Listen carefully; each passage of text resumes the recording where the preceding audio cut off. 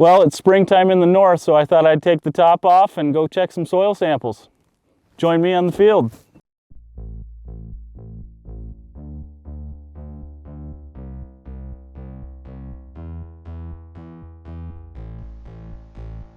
I'm Brady Stover.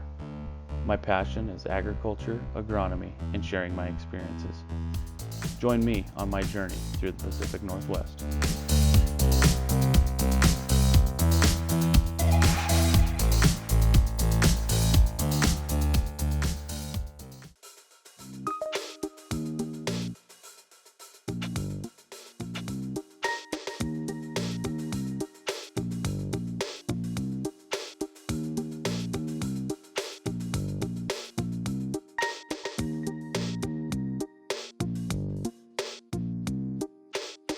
Today we're out here on March 3rd, 2022.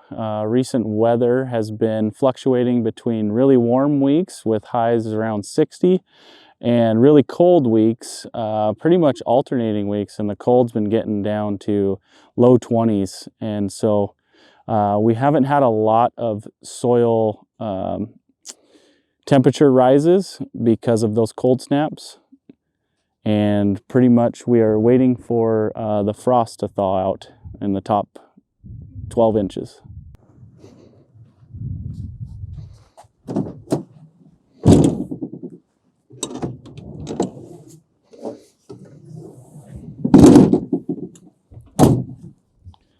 So now we're going to go out into the field and check soil temperature.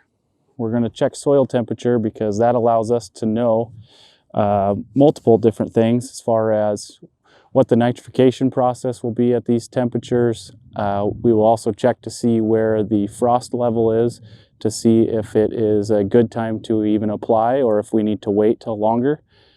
Soil temperature also dictates whether or not certain crops are at a high enough temperature to germinate and grow. So let's go take a look. So here we're digging down into the soil a little bit, and we're going to dig down, and I've got a longer temperature probe, so that'll get us another 6 inches. So we're going to take the soil temp, do it at an angle there so you can see the temperature. And here we're checking it for a granular applied pre-plant application, and although the nitrification process is ideal from 75 degrees to 95 degrees, that's when you get your most nitrification happening in the soil on a neutral pH. We have cold soils here now, and that's actually ideal right now because we are going to put a heavy blend. This field is going to potatoes, so we're going to put a heavy blend of an NPK with micros in that blend. And we actually want to release that nitrogen later after the plant has been planted, and then it has gone through its emergence stage and it's in its full growth development stage. So when this soil comes up to temperature a couple months after planting, that nitrogen is then going to be released through the nitrification process in this soil profile. And that is when the most growth is happening and the plant needs that nitrogen the most. So that's actually ideal right now that we have these cold temperatures. So basically what we're checking here now is to make sure that we are above that frost temp right now. Because if we are still frozen underneath, what will happen is if we have any runoff of this field, if we make that application and there's that frozen layer underneath the topsoil, it can actually have us leach or run off nutrients that we apply that won't be available to the crop because it'll be at the low points instead of on every acre. And here we're reading about 37.4, so in a couple weeks when we want to spread this before planting, we're going to be at an ideal temp.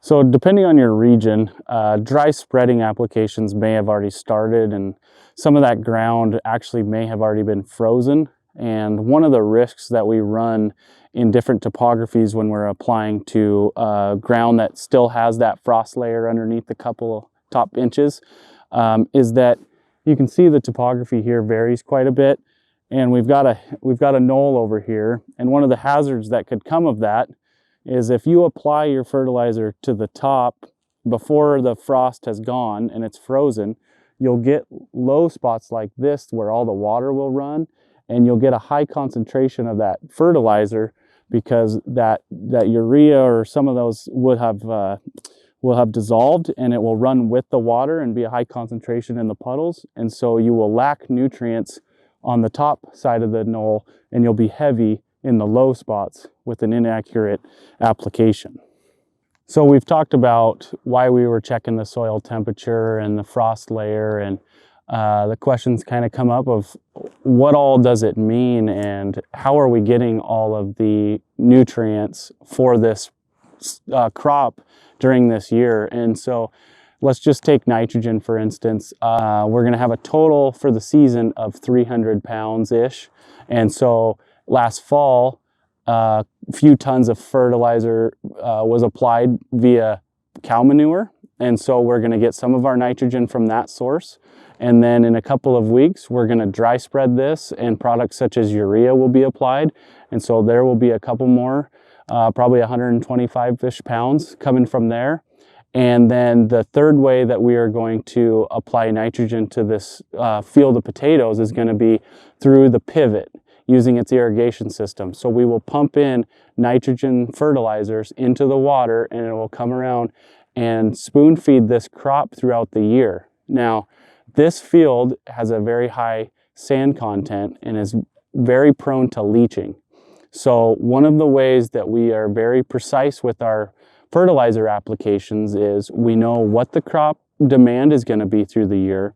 We take weekly soil and petiole analysis, and we read the nitrogen level in those both of those analysis, both the soil and the petiole analysis, and we slowly spoon feed the crop anywhere from 5 to 15 pounds on irrigation, and that allows us to keep up with the requirements the plant demands without applying so much at one time and then coming back with water that we lose it out the bottom side of the profile past the root system, and that's considered leaching. Like, subscribe, and share this video for more agronomic content to help you grow your crops.